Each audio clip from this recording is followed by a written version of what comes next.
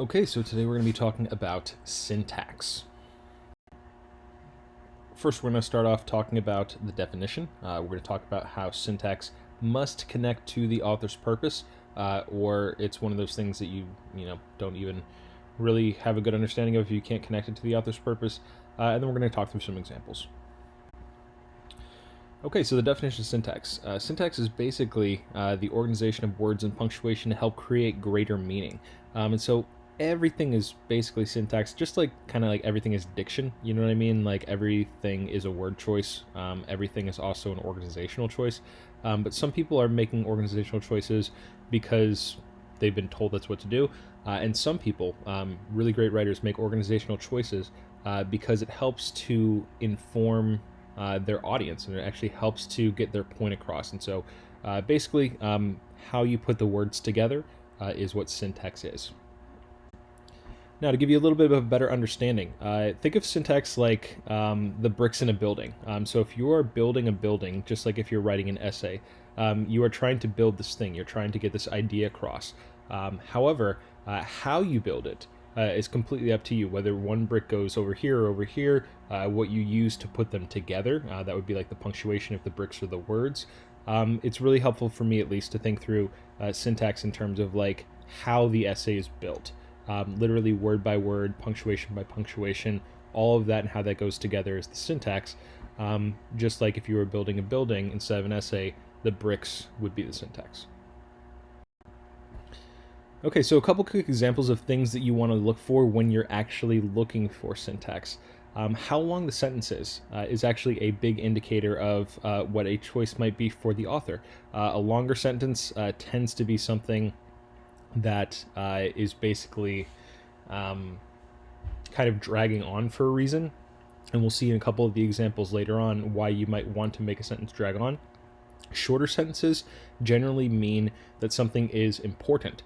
You are making it short, you're making it impactful. The shorter the sentence is, the more it stands out from the rest. And you can even do this, as we'll talk about in a second, with paragraphs.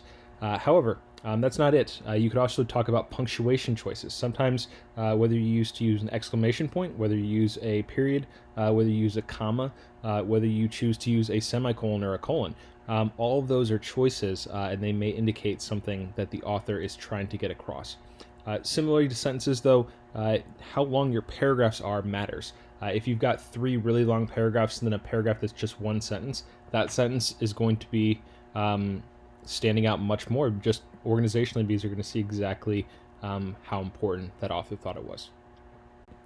The key to syntax, though, is to understand how the choice the author made connects back to how they're trying to impact the audience. Remember, you can never forget, whenever you're reading something, a speech, it's all about what impact is the author trying to make, or the speaker trying to make, on the audience, the reader, whoever they are talking to. And so with syntax, you need to make sure that you can figure out how the arrangement of the words and punctuation actually impacts the audience. And if you can't make that distinction, I can't say, oh, they used a comma here, so that's syntax. That doesn't really say much. But if I say they used a comma here, which indicates this impact on the audience, that is an understanding of syntax. So, to start off, you want to look at the sentences and paragraphs, look and see what's longer and what's shorter. Is there any interesting choice in punctuation? And as I was saying, you have to ask yourself, what does this choice mean for the audience? Why did the author make this choice instead of something different? Okay, so our first practice example. The quote is, I slowed still more, my shadow pacing me, dragging its head through the weeds that hid the fence. Now, if you want to take a second, look over, does anything jump out to you? Is this a short sentence? Is this a long sentence? Is there any particular punctuation that stands out?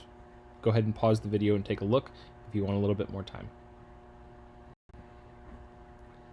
Now, this sentence is actually a pretty long sentence, and it uses a couple commas. And so what's really happening here is the author is actually pausing the reader in the middle of the sentence. They're not really ending the sentence, but they're pausing the reader with the commas. I slowed more still, comma. You could have ended the sentence there, but that would have ended the idea. But we want to keep the idea going because it mimics how the narrator is actually moving through the scene. This person is walking slowly and quietly through this place. The shadow is dragging behind, and this is really kind of building the suspense of what's about to happen. It feels like one of these like really tense moments, but the syntax is actually kind of like mirroring what the person is doing. So if a person is running a long marathon, they might use a really long sentence to describe that, because it's a long experience, and they want the reader to feel similarly as they're doing it. So that's one reason to choose a long sentence. Okay, another example. And after all she had been through, after the years of struggle and oppression and violence and mercy, she finally realized it. It was over. So once again, if you're playing along at home, pause the video right now. Make sure that you're looking over this sentence, these two sentences, and see what stands out as far as the choices the author made about the length of the sentence, about the punctuation of the sentence, and what you think. So this sentence is actually a long sentence followed by a very short sentence. Like we said before, short sentences add emphasis, and so whenever I have a long sentence and then a short sentence, the short sentence is always going to stand out more. It's a way of underlining and emphasizing something as being more important. So when an author uses a short sentence, it's generally because they want to highlight it and make sure that the audience really understands that point they're making. So this long sentence, once again, it mimics how this person feels. She's gone through so much. It's been this and that and this and all that stuff combined together. However, what's most important is that even after all that, she realized that this time or whatever it is that she was going through is over. And so that's the most important thing. That's why it's the shortest sentence. Okay, and our last example here, the 7 years difference in age lay between us like a chasm. I wondered if the years would ever operate between us like a bridge. Take a look at the sentence, see if you notice anything about the sentence length or the punctuation. So pause the video right now if you're playing along at home.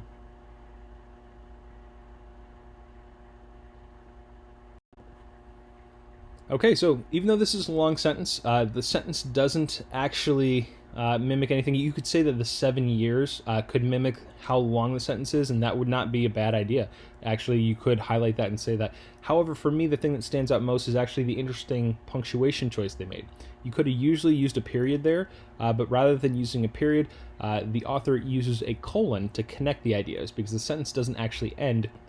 A colon just connects these two ideas as opposed to ending one idea. And so if it had been a chasm the entire time that they were hoping for, a period would have been better. But because they're choosing to use a colon, it's almost like the sentences are connected like the bridge that the author is hoping to create. All right, so if you have any questions, please feel free to reach out. As always, I answer text messages most quickly, phone calls, emails after that. So please reach out however is best for you. My internet is working again, so hopefully it stays that way, but we'll see. So please reach out as you can, and I'm looking forward to talking to y'all soon. Have a good one.